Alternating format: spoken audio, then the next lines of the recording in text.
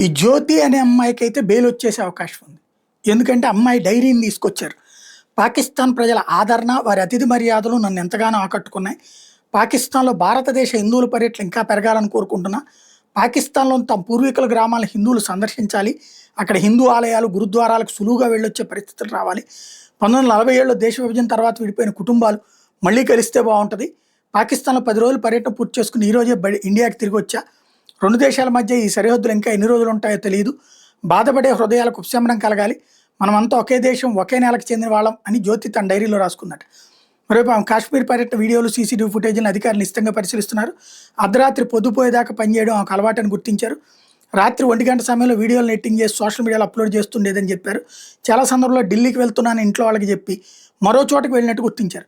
జ్యోతి వ్యవహారం తెలిసి కుటుంబ సభ్యులు తీవ్ర ఆగ్రహం వ్యక్తం చేస్తున్నారు. ఇంట్లో ఆమె ఫోటోలను తొలగించారు. తన బిడ్డ సంగతి తనకు తెలియదని, దీని మీద తనేం ప్రశ్నించదని జ్యోతి తండ్రి చెప్తున్నారు. ముందు ఈ మ్యాటర్ చూస్తే కోర్టు ఈ అమ్మాయిని పాజిటివ్గా కన్సిడర్ చేస్తుంది.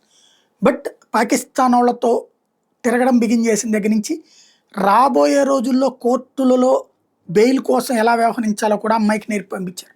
అదే ఈ డైరీ.